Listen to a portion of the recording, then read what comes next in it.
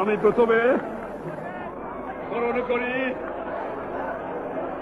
আমার বাংলাদেশের ছাত্র, শ্রমিক, কৃষক, বুদ্ধিজীবী, সিপাহী, পুলিশ, জনগণকে, হিন্দু মুসলমানকে হত্যা করা হয়েছে। তাদের আত্মার মঙ্গল কামনা করে আমি আপনাদের কাছে দু এক কথা বলতে চাই। আমার বাংলাদেশ আজ স্বাধীন হয়েছে, আমার জীবনের স্বাদ আজ পূর্ণ হয়েছে, আমার বাংলার মানুষ আজ মুক্ত হয়েছে।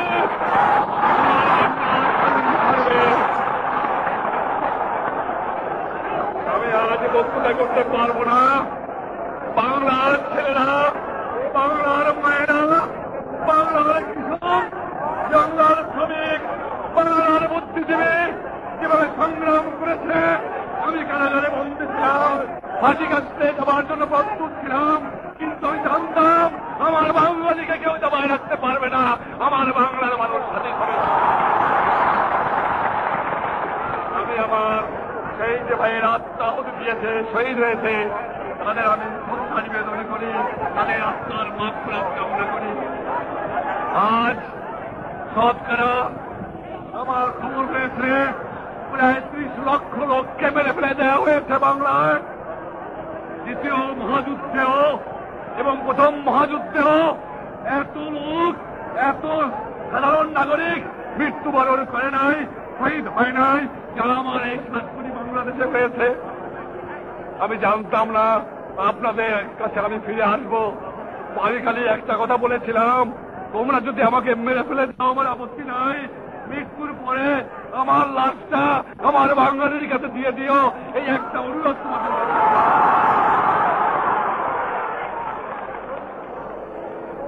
আমি মোবারকবাদ জানাই ভারতবর্ষের প্রধানমন্ত্রী শ্রীমতী ইন্দিরা গান্ধীকে। আমি মোবারকবাদ জানাই ভারতবর্ষের জনসাধারণকে। আমি মোবারকবাদ জানাই ভারতবর্ষের সামরিক বাহিনীকে। আমি মোবারকবাদ জানাই রাশিয়ার জনসাধারণকে। আমি মোবারকবাদ জানাই ব্রিটিশ, জার্মানি, ফ্রান্স, সব জায়গার যে গভর্নমেন্ট জনসাধারণ আছে তাদের আমি মোবারকবাদ জানাই, যারা আমাকে সমর্থন করেছে। আমি মোবারকবাদ জানাই আমেরিকার জনসাধারণকে। আমি মোবারকবাদ জানাই বিশ্ব দুনিয়ার মজলুম জনসাধারণকে, যারা আমার এই মুক্ত সংগ্রামকে সাহায্য করেছে। আমার বলতে হয় 1 কোটি লোক এই বাংলাদেশের থেকে ঘর বাড়ি ছেড়ে ভারতবর্ষে আশ্রয় নিয়েছিল। ভারতের জনসাধারণ মিসেস ইন্দিরা গান্ধী তাদের খাবার দিয়েছে, থাকার দিয়েছে, তাকে আমি মোবারকবাদ না দিয়ে পারি না। যারা অন্যরা সাহায্য করেছে তাদের আমার মোবারকবাদ দিতে হয়। বলে মনে রাখা উচিত, বাংলাদেশ স্বাধীন সার্বভৌম রাষ্ট্র। বাংলাদেশ স্বাধীন থাকবে, বাংলাদেশকে কেউ দমাতে পারবে না। বাংলার বুদ্ধে ষড়যন্ত্র করে লাভ নাই। আমি বলেছিলাম যাবার পাগে, ও বাঙালি, এবার তোমাদের সংগ্রাম স্বাধীনতার সংগ্রাম, এবার তোমাদের সংগ্রাম মুক্তির সংগ্রাম। তোমরা তা করেছ। আমি বলেছিলাম ঘরে ঘরে দুর্গ তৈরি করো, তোমরা ঘরে ঘরে দুর্গ তৈরি করে সংগ্রাম করেছ। আমি আমার সহকর্মীদের মোবারকবাদ জানাই। আমার বহু ভাই, আমার বহু কর্মী, আমার বহু মা বোন, আমার বহু ভাই আজ দুনিয়ায় নাই, তাদের আমি দেখবো না।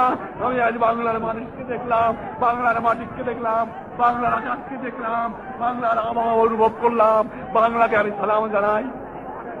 আমার সোনার বাংলা, তোমায় আমি বড় ভালোবাসি, বোধহয় তার জন্য আমাকে ডেকে নিয়ে এসেছে। আমি আশা করি দুনিয়ার সমস্ত রাষ্ট্রের কাছে আমার আবেদন যে আমার রাস্তা নাই, আমার ঘাট নাই, আমার জনগণের খাবার নাই, আমার মানুষ গৃহহারা, সর্বহারা, আমার মানুষ পথের ভিখারি। তোমরা আমার মানুষকে সাহায্য করো। মানবতার খাতিরে তোমাদের কাছে আমি সাহায্য চাই, দুনিয়ার সমস্ত রাষ্ট্রের কাছে আমি সাহায্য চাই। আমার বাংলাদেশকে তোমরা রিকগনাইজ করো, জাতিসংঘে স্থান দাও। দিতে হবে, উপায় নাই, দিতে হবে। আমরা হার মানব না, আমরা হার মানতে জানি না। কবিগুরু রবীন্দ্রনাথ বলেছিলেন, 7 কোটি বাঙালিরে হে বঙ্গজননী, রেখেছ বাঙালি করে মানুষ করনি। কবিগুরু মিথ্যা কথা প্রমাণ হয়ে গেছে। আমার বাঙালি আজ মানুষ। আমার বাঙালি দেখিয়ে দিয়েছে দুনিয়ার ইতিহাসে স্বাধীনতার সংগ্রামে এত লোক আত্মাহুতি, এত লোক জান দেয় নাই। তাই আমি বলি, আমার দাবায় রাখতে পারবে না। আজ থেকে আমার অনুরোধ, আজ থেকে আমার আদেশ, আজ থেকে আমার হুকুম, ভাই হিসাবে, নেতা হিসাবে নয়, প্রেসিডেন্ট হিসাবে নয়, প্রধানমন্ত্রী হিসাবে নয়, আমি তোমাদের ভাই, তোমরা আমার ভাই। এই স্বাধীনতা আমার ব্যর্থ হয়ে যাবে যদি আমার বাংলার মানুষ পেটে ভরে ভাত না খায়। এই স্বাধীনতা আমার পূর্ণ হবে না যদি বাংলার মা বোনেরা কাপড় না পায়। এই স্বাধীনতা আমার পূর্ণ হবে না যদি এদেশের মা বোনেরা ইজ্জত কাপড় না পায়। এই স্বাধীনতা আমার পূর্ণ হবে না যদি এদেশের মানুষ, যারা আমার যুবক শ্রেণী আছে, তারা চাকরি না পায় বা কাজ না পায়। মুক্তি বাহিনী, ছাত্র সমাজ, কর্মী বাহিনী, তোমাদের মুবারকবাদ জানাই। তোমরা গরিলা হয়েছ, তোমরা রক্ত দিয়েছ, রক্ত বিছে যাবে না, রক্ত বিছে যায় নাই। একটা কথা, আজ থেকে বাংলায় যেন আর চুরি ডাকাতি না হয়, বাংলায় যেন আর লুটপাট না হয়, বাংলায় যেন যারা আছে অন্য দেশের লোক, পশ্চিম পাকিস্তানের লোক বাংলায় কথা বলে না। আজও বলছি, তোমরা বাঙালি হয়ে যাও। আর আমি আমার ভাইদের বলছি, তাদের উপরে হাত তুলো না। আমরা মানুষ ভালোবাসি। তবে যারা দালালি করেছে, যারা আমার লোকদের ঘরে ঢুকে হত্যা করেছে, তাদের বিচার হবে এবং শাস্তি হবে। সরকারের কাছে বাংলা স্বাধীন সরকারের হাতে ছেড়ে দেন, একজনকেও ক্ষমা করা হবে না। তবে আমি চাই স্বাধীন দেশে স্বাধীন নাগরিকের মতো স্বাধীন আদালতে বিচার হয়ে শাস্তি হবে। আপনারা, আমি দেখাতে চাই দুনিয়ার কাছে, শান্তিপূর্ণ বাঙালি রক্ত দিতে জানে, শান্তিপূর্ণ বাঙালি শান্তি বজায় রাখতেও জানে। আমারে আপনারা পেয়েছেন, আমি আসছি, জানতাম না আমার ফাঁসির হুকুম হয়ে গেছে। আমার ছেলের পাশে আমার জন্য কবর খোঁজা হয়েছিল। আমি প্রস্তুত হয়েছিলাম, বলেছিলাম আমি বাঙালি, আমি মানুষ, আমি মুসলমান, একবার মরে, 2 বার মরে না। আমি বলেছিলাম আমার মৃত্যু আসে থাকে যদি আমি হাসতে হাতে যাব, আমার বাঙালি জাতকে অপমান করে যাব না, তোমাদের কাছে ক্ষমা চাইব না। এবং যাবার সময় বলে যাব, জয় বাংলা, স্বাধীন বাংলা, বাঙালি আমার জাতি, বাংলা আমার ভাষা, বাংলার মাটি আমার স্থান। ভাইয়েরা আমার, যথেষ্ট কাজ পড়ে রয়েছে। আপনারা জানেন, আমি সমস্ত জনসাধারণকে চাই, যেখানে রাস্তা ভেঙে গেছে নিজেরা রাস্তা করতে শুরু করে দাও। আমি চাই জমিতে যাও, ধান বুড়াও। কর্মচারীদের বলে দেওয়ার চাই, একজন ঘুষ খাবেন না, মনে রাখবেন, তখন সুযোগ ছড়া। আমি ক্ষমা করব না। ভাইরা আমার, যাওয়ার সময় যখন আমাকে গ্রেফতার করে নিয়ে যায়, তাজউদ্দিন নজরুলের আমার সঙ্গে যায়, আমি বলেছিলাম 7 কোটি বাঙালির সাথে আমাকে মরতে দে তোরা, আমি আশীর্বাদ করছি। তাজউদ্দিন ওরা কাঁদছিল, তোরা চলে যা, সংগ্রাম করিস, আমার আত্মা রইল, আমি এই বাড়িতে মরতে চাই, এই হবে বাংলার জায়গা, যেইখানে হয় আমি মরতে চাই। ওদের কাছে মাথা নত করে আপনি পারবো না। আমার ডাক্তার কামালকে নিয়ে 3 মাস পর্যন্ত সেখানে ইন্টারোগেশন করেছে মুজিবের বিরুদ্ধে সাক্ষী না। কয়েকজন বাঙালি আমার বিরুদ্ধে সাক্ষী দিয়েছে।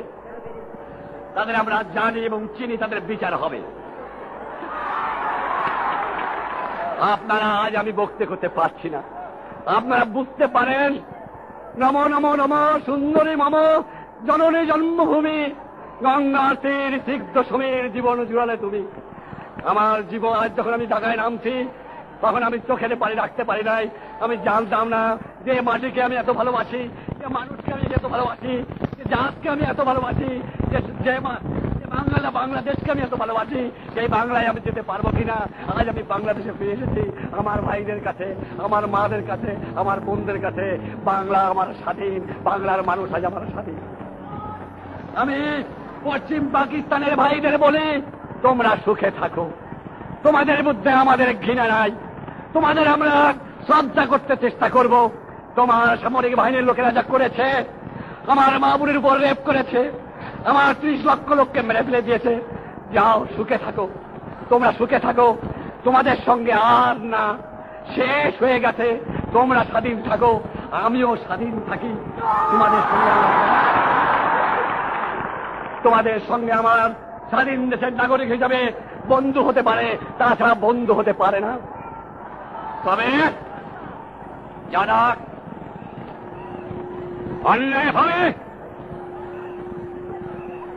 অন্যায় করেছে তাদের সম্বন্ধে যথেষ্ট ব্যবস্থা করা হবে। আপনাদের কাছে আমি ক্ষমা চাই। আর একদিন আমি বক্তব্য করবো, কিছুদিন পরে একটু সুস্থ হয়ে রই। আপনারা দেখতে পাচ্ছেন আমি শেখ মুজিবুর রহমান এখন আর নাই। আমার বাংলার দিকে চাইলে দেখেন সমান হয়ে গেছে জায়গা, গ্রাম গ্রাম পোড়ায় দিয়েছে। এমন কোন ফ্যামিলি নাই যার মধ্যে আমার লোককে হত্যা করা হয় নাই।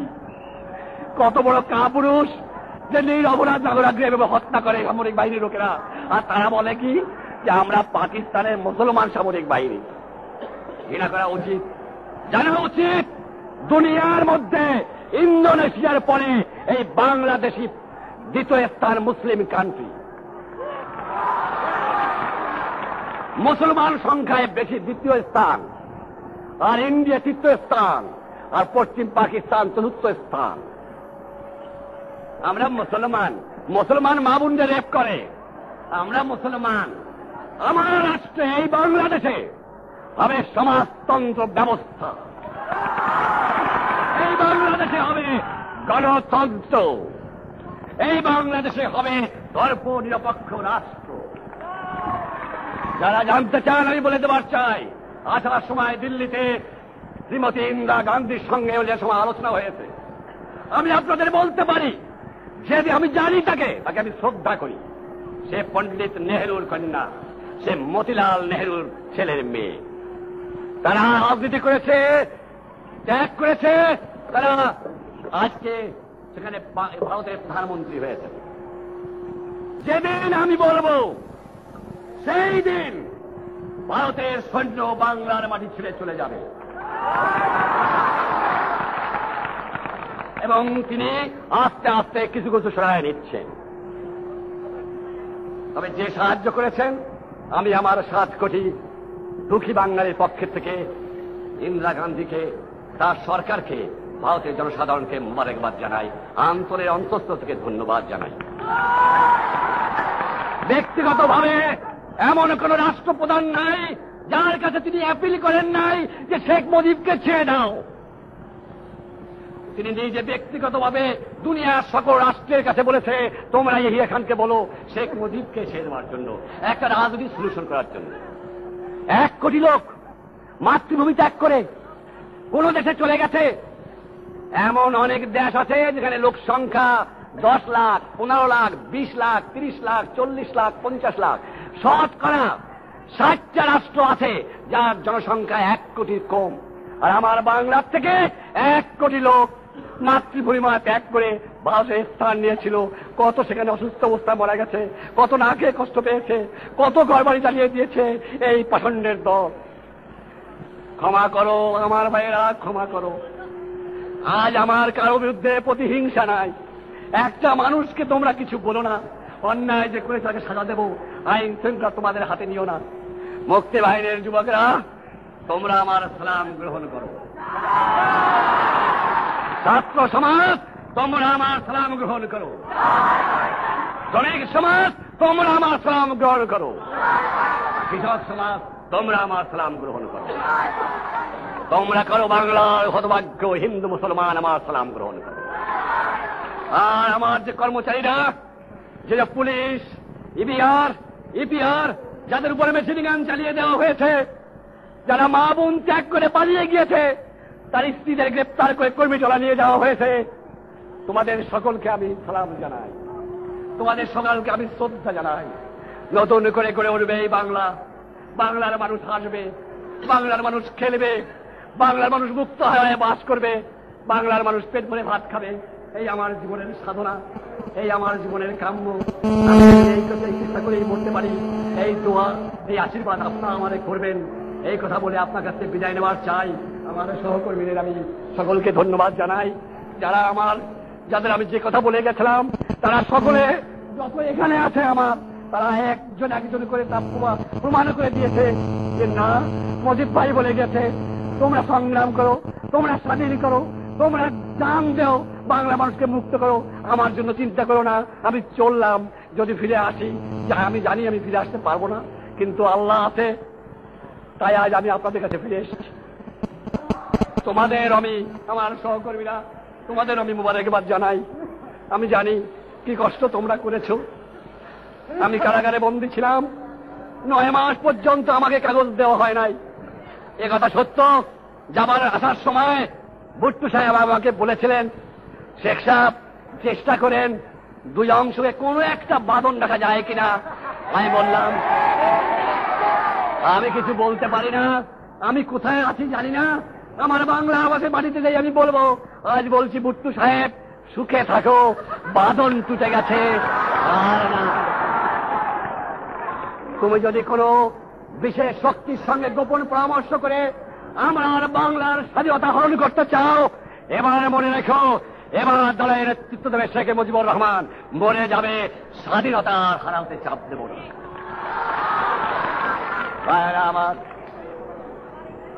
আমার 4 লক্ষ বাঙালি আছে পশ্চিম পাকিস্তানে। আমি অনুরোধ করব, তবে একটা জিনিস আমি বলতে চাই, আমাদের অ্যাপ্রুভাল নিয়ে আমার সহকর্মীরা ইন্টারন্যাশনাল ফোরামে, জাতিসংঘে তত্ত্বাবধানে অথবা ওয়ার্ল্ড জুরি অ্যাসোসিয়েশনের পক্ষের থেকে একটা ইনকোয়ারি হতে হবে যে কি পাশামিক অত্যাচার, যেভাবে হত্যা করেছে আমাদের লোকদের, এই সত্য দুনিয়ার মানুষকে জানাতে হবে। আমি দাবি করবো জাতিসংঘকে ইমিডিয়েটলি বাংলাদেশকে আসন দাও, ইনকোয়ারি করো। ভাইরা আমার, যদি কেউ চেষ্টা করেন ভুল করবেন। আমি জানি ষড়যন্ত্র শেষ হয় নাই, সাবধান বাঙালিরা, ষড়যন্ত্র শেষ হয় নাই। একদিন বলেছিলাম ঘরে ঘরে দুর্গ তৈরি করো, বলেছিলাম যার যা আছে তাই নিয়ে যুদ্ধ করো, বলেছিলাম এই সংগ্রাম স্বাধীনতার সংগ্রাম, মুক্তির সংগ্রাম। এই জায়গায় 7ই মার্চ তারিখে আজ বলে যাচ্ছি, তোমরা ঠিক থাকো, একতাবদ্ধ থাকো, কারো কথা শুনো না। ইনশাআল্লাহ স্বাধীন যখন হয়েছি, স্বাধীন থাকবো। একজন মানুষ এই বাংলাদেশে বেঁচে থাকতে পর্যন্ত সংগ্রাম শুরু। আজ আমি আর বক্তৃতা করতে পারছি না, একটু সুস্থ হলে আবার বক্তৃতা করব। আপনি আমাকে মাফ করে দেন, আপনি আমাকে দোয়া করেন, আপনারা আমার দোয়া করবেন। আপনারা আমার সাথে সকলে আজকে একটা মোনাজাত করেন। আল্লাহু আমিন।